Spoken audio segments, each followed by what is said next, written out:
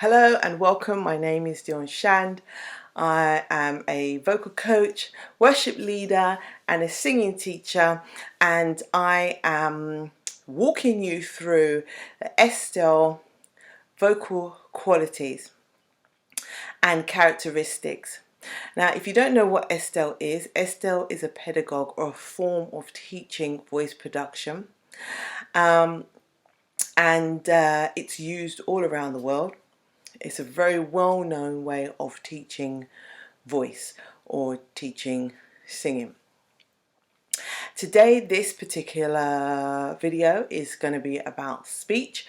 If this is your first time here, there are 5 other videos where I talk about the some other voice qualities as described by Estill. So that will be sob, twang, opera, falsetto, and there's another one which escapes my mind, but I definitely have done 5 other ones, so please feel to go and check them out.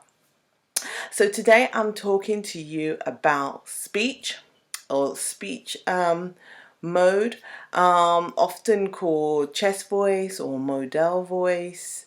You might have heard it being referred to like that.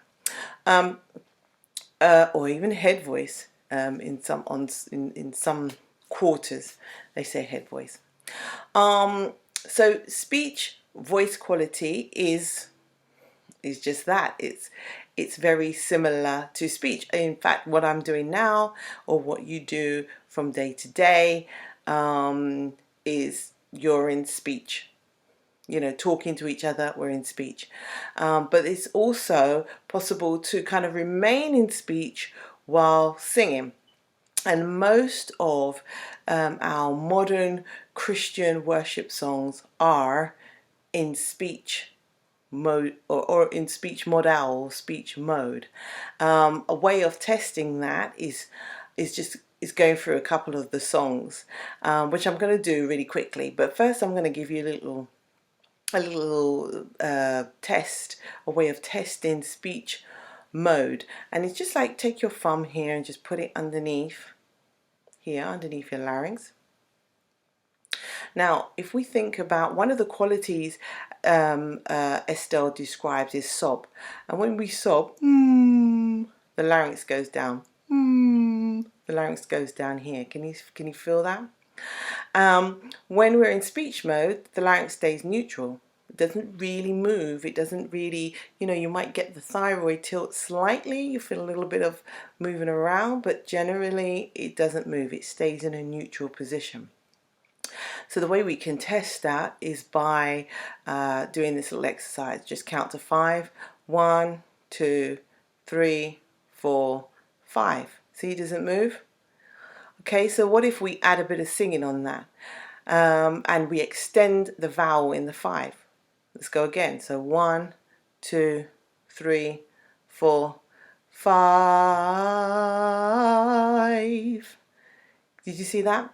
That didn't move at all. Yeah, it stays neutral. If it didn't stay neutral, then that means that you've changed the recipe slightly. You've added a different quality on top. It should just sit in neutral. And most of our contemporary worship songs are in speech modal. And it's the reason why they're so, I think that's why the way that they're written is why they're so popular, and so many people can sing them, is because they are, I don't know whether it would be intentionally or unintentionally, but they're written in from a place, a singing place where everybody can sing. Whether that's intentional or unintentional, I don't know, but it definitely works, because the songs that we sing can be heard right around the world. Everybody sings them, regardless of where they live or where they come from or where their background is. Everybody can sing the modern worship songs. Okay, so I'm going to take you through a couple, and I'm just going to bring them off the top of my head, actually. So the first one I'm going to do is indescribable. If you put your finger here, you should feel that you don't really have to add any other kind of quality to the voice, not even a twang. No twanging, oral twanging, no twanging in the voice box, no sobbing, nothing. The voice should just stay in neutral. Here we go. Indescribable, uncontainable, you place the stars in the sky and you know them by name. You are amazing, God. Got that? Yeah? Doesn't really move around. Let's try another one. So let's try Amazing Grace. Amazing grace, how sweet the sound that saved a wretch like me. So there was a very small tilt on me because I'm actually singing at that point. So there's a very small tilt in the thyroid. And you probably could hear that because my voice got a little shaky where I've got my finger on the thyroid. Okay, let's look at another one. I'm going to grab my phone here. Let's look at another one. I'm going to pick another random one off my phone. Okay, I'm in Planning Center right now. Let's look a random one. Let me close my eyes and put my hand on one. Let's go for I Am a City on a Hill. Should we try that one? Let's go. I am a city on a hill. I am a light in the darkness. Jesus living in me can change the world. Did you hear that? Did you feel underneath there? The voice does not, there's nothing here that has to move. It's all in speech modal. And if you're thinking, okay, let's change the pitch. Okay, let's change the pitch. I am a city on a hill. I am a light in the darkness. Jesus living in me can change the world. Okay, underneath here doesn't move, no lowering. So remember, this is sob. Sob comes down, and then it goes back up. Okay, so that is speech mode of singing, or chest voice, or mixed voice. Some people call it mixed voice or head voice, however, or neutral, however you want to describe it.